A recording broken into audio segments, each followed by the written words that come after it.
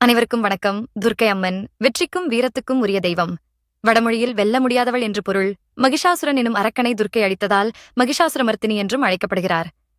தீய செயல்களை அழிக்கும் 9 வகை நவதுர்க்கைகளின் சிறப்புகள் பற்றிதான் இன்றைய பதிவுல நம்ம பார்க்க போறோம். நமது ஈசனை தேடி சேனலை சப்ஸ்கிரைப் பண்ணலைன்னா இப்ப சப்ஸ்கிரைப் பண்ணிக்கோங்க. நமது சேனலோட அனைத்து வீடியோக்கள் அப்டேட் உங்களுக்கு கிடைக்கிறதுக்கு பெல் பட்டனையும் பிரஸ் பண்ணிட்டு இந்த வீடியோவை தொடர்ந்து பாருங்க. வனதுர்க்கை துன்பத்தை துடைப்பவள். வனதுர்க்கையை வழிபட்டாலே சகல தெய்வங்களையும் வழிபட்ட பலன் கிடைக்கும். திருமணம் நடக்க, கல்வியில் சிறக்க, தேர்வில் மற்றும் வழக்குகளில் வெற்றி பெற, விளைச்சல் பெருக, வியாபாரம் விருத்தியடைய, குழந்தை பாக்கியம் கிடைக்க வனதுர்க்கையை வழிபடலாம். மயிலாடுதுறையிலிருந்து கல்லணை செல்லும் வழியில் 28 கிலோமீட்டர் தூரத்தில் கதிராமங்கலத்தில் புகழ்பெற்ற வனதுர்கா பரமேஸ்வரி திருக்கோயில் அமைந்துள்ளது. சூலினி துர்க்கை. துர்க்கையின் வடிவங்களில் இவள் மிகவும் சக்தி படைத்தவள். சரபேஸ்வரரின் இறக்கை ஒன்றில் இவள் இருக்கிறாள். சிவனின் உக்கிரவடிவின் தேவி இவள்.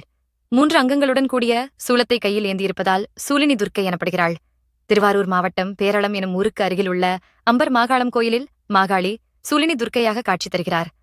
கும்பகோணத்திலிருந்து ஏவூர் செல்லும் வழியில் கோவிந்தகுடி கோமுக்தீஸ்வரர் திருக்கோயிலில் சூலினி துர்க்கை காட்சி தருகிறார். தீய சக்திகள் விலக, கிரகதோஷங்கள் நீங்க சூலினி துர்க்கையை வழிபடலாம். ஜாதவேதோ துர்க்கை சிவபெருமானின் நெற்றிக்கண்ணிலிருந்து வெளியான தீப்பொறிகளை கங்கை நதியில் சேர்த்ததால் இந்த துர்க்கைக்கு ஜாதவேதோ துர்க்கை என்று பெயர். சாந்தி துர்க்கை தன்னை வழிபடுபவர்களின் துன்பங்களையெல்லாம் நீக்கி வாழ்வில் அமைதி கிடைக்க வழி செய்பவள் சாந்தி துர்க்கை என்று அழைக்கப்படுகிறாள். துன்பங்கள் நீங்கி வாழ்வில் மன அமைதி கிடைக்க சாந்தி துர்க்கையை வழிபடலாம். சென்னை சிட்லபாக்கம் இந்திராநகரில் சாந்தி துர்க்கை அம்மன் திருக்கோயிலில் சாந்தி துர்க்கை காட்சி தருகிறார். சபரி துர்க்கை. ஒருமுறை சிவபெருமான் வேடுவன் உருவத்தில் வந்தபோது பார்வதி தேவி வேடுவ பெண்ணாக வடிவம் கொண்டு அவருடன் வந்தாள். அவர்களுடன் வேடுவச்சி உருவம் எடுத்த துர்க்கை சபரி துர்க்கை என்று அழைக்கப்படுகிறாள். ஜுவால துர்க்கை. அன்னை ஆதிபராசக்தி பண்டாசுரன் என்ற அசுரனுடன் கடும் போர் புரிந்தபோது எதிரிகள் பார்வதி தேவிக்கு அருகில் வராமல் தடுப்பதற்காக துர்க்கை அக்னி ஜுவாலையுடன் கூடிய மிகப்பெரிய நெருப்பு வட்டத்தை அமைத்ததால் இந்த துர்க்கை ஜுவால துர்க்கை எனப்படுகிறாள்.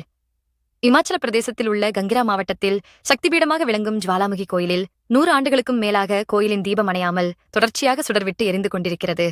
இங்கு ஜோதி வடிவத்தில் ஜுவால துர்க்கை காட்சி தருகிறார். லவணதுர்க்கை. லவணாசுரன் என்ற அசுரனை அழிக்க புறப்பட்ட லட்சுமணன் தனக்கு வெற்றி கிடைக்க வேண்டும் என்ற வேண்டுதலோடு வழிபட்ட துர்க்கை லவணதுர்க்கை எனப்படுகிறாள். தீபதுர்க்கை. தீபமாகிய விளக்கு இருளை அகற்றி ஒளி வழங்குகிறது. பக்தர்களின் மனதில் இருக்கும் அஞ்ஞானம் என்னும் அக இருளை நீக்கி மெய்ஞானமான ஒளியை வழங்கும் தீபலட்சுமியே தீபதுர்க்கை எனப்படுகிறாள். ஆசுரி துர்க்கை. பக்தர்களை மோட்சத்துக்கு அழைத்துச் செல்பவள் ஆசுரி துர்க்கை எனப்படுகிறாள்.